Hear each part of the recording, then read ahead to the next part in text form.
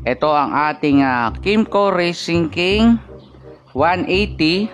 So ang gagawin natin ngayon, since wala akong makita online, medyo tricky to na kalasin. Pero sa video na ito, I think mas madadalian na kayo. Bago mo makalas to mga kaosi, kailangan mo munang alisin itong side panel. Kasi dito, mayroong tornilyo na hidden. Yung ito mismong pula na to sa harap. Yan. So, simulan natin. Alisin muna natin mga tornilyo. Dito, dalawa. Naalis ko na pala kanina.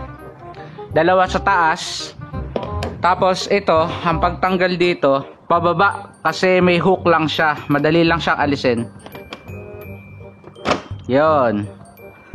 Yan, kung mapapansin nyo, pa-hook. Yan o, pa-hook lang siya. So, pagka ini-slide down mo, tanggal na siya agad. So, ito, madali lang to. Pero ito, mismong kabuuan na to, medyo mahirap siyang alisin. Okay, next nating alisin, itong mga clip na to. Push nyo lang. Ayun. Ayan. So, lahat yan, hanggang sa kabila. Alisin yan. So, ito, madali namang alisin to. Huwag nyo lang iwawala.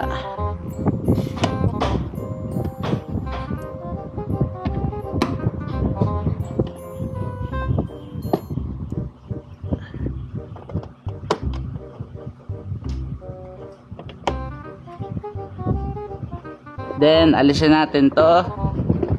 Yun. Maalis na agad yan. Wala namang clip-clip to.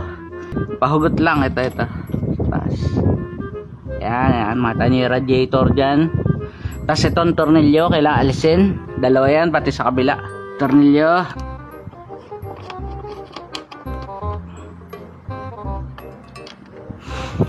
Kabila din. So ito naman, dito tayo sa side panel mga kaosi. So ang tornilyo niyan, 4, 1, 2, 3, tapos yan yung tinanggal natin doon sa loob. So ito, nandito yung sa hidden. Yun. Alisin natin.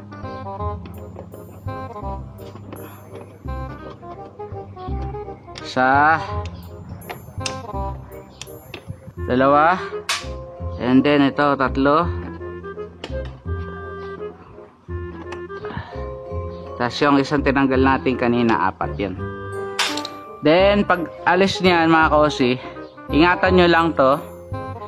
Yung flat screw, pwede nyo yung alisin. Yun. Medyo parang nakakatakot lang. Yun. Yun. Yun. Okay, dito naman medyo i-bend nyo ng konti dito kasi nakaklip to. Yan.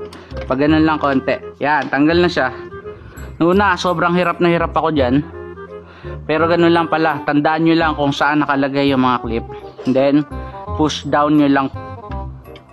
Dahan-dahan lang. Hindi nyo kailangan pilitin. Baka maputol to.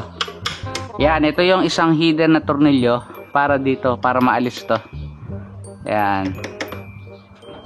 Same thing dito sa kabila. Ganon din.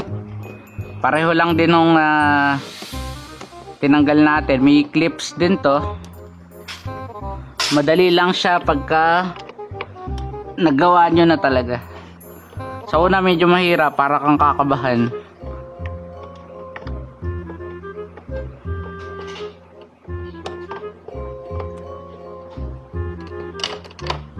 Ayan yung dito, medyo kakaiba yung tornilyo. Kaya di ka naman maliligaw.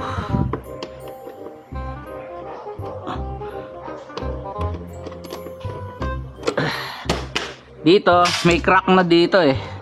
Palagay ko binuksan na to dati. Yan. Isa.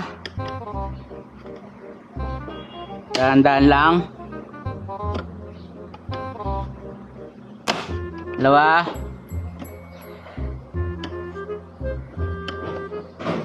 Yan. 3.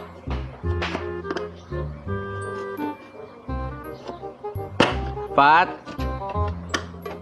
5. Then push down. Yan. Hanggal.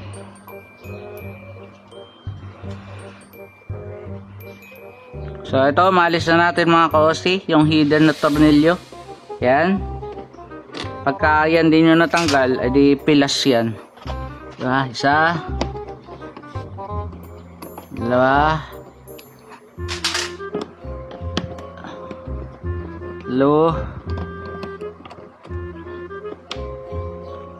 medyo marami tong tornilyo eh.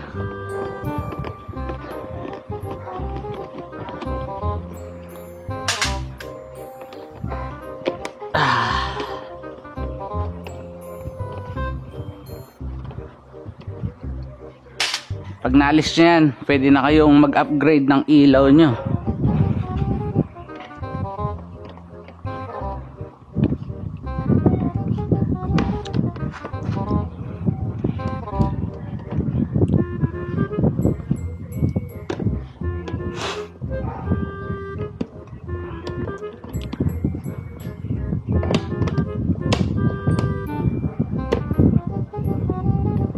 Yan, may mga clip lang din to mga ka-OC, pero madali na tong hugutin. Actually mas mahirap ang hugutin yung unahan ng Aerox dito, kasi sa Aerox medyo ibubuka mo ng konti. Ito sakto talaga. And then dalawang 10mm dito sa harap na alin. Yan, so pag hugutin nyo to, dahan-dahan lang, kasi may connector to sa ilaw.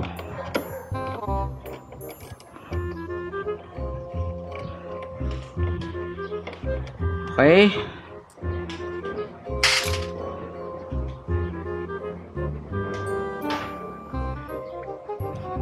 Okay, hugutin natin mga ka-OC.